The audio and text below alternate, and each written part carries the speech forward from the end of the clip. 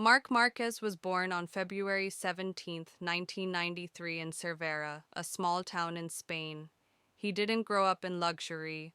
No massive factories, no guaranteed future, just a young boy and a motorcycle. At just 4 years old, Mark climbed onto a bike for the first time.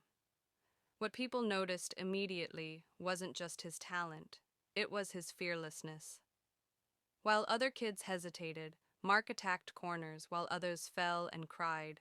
Mark fell and smiled. His family made sacrifices. Long drives, limited money, endless belief. From the very beginning, Mark didn't just want to ride, he wanted to race.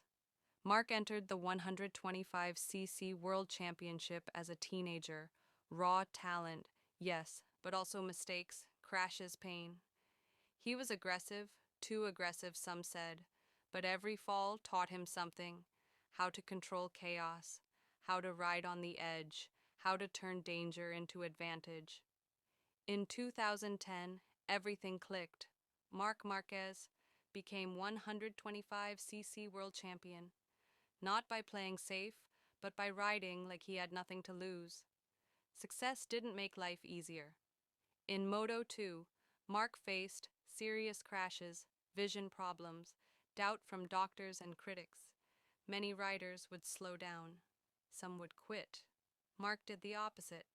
In 2012, he returned stronger, faster, hungrier.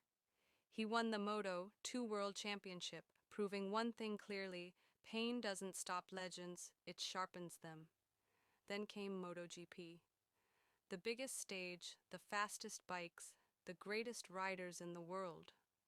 Marc Márquez was just 20 years old, and yet in his rookie season he did the unthinkable. Won races, battled legends like Valentino Rossi, rode without fear. He became the youngest MotoGP world champion in history. The sport had changed forever. MotoGP wasn't ready for Marc Márquez, but Marc Márquez was ready for MotoGP. Era of domination, redefining limits. This was the Márquez era, season after season championships. Pole positions, records shattered. He didn't just win, he rewrote how racing was done. Extreme lean angles, elbow dragging, impossible saves.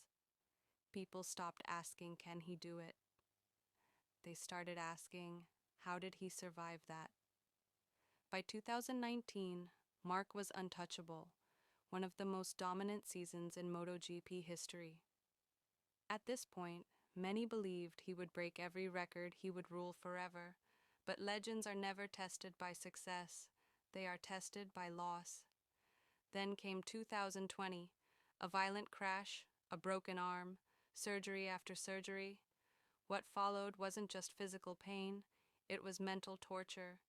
Years away from winning, endless rehab, doubt about ever returning. Fans questioned him, critics wrote him off.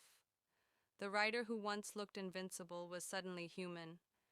But here's the truth. This wasn't the end of the story. This was the chapter that defines legends. Mark returned, but not as the same man. He returned with scars, with patience, with humility.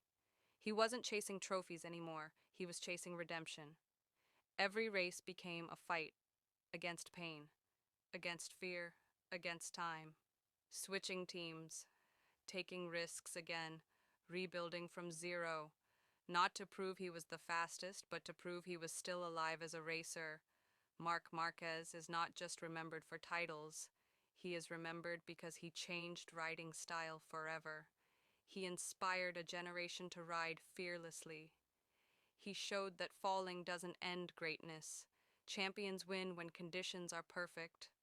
Legends rise when everything is broken. Marc Márquez didn't just race motorcycles. He raced fear itself. And that is why Marc Márquez is not just a champion, he is a legend. Legends never die.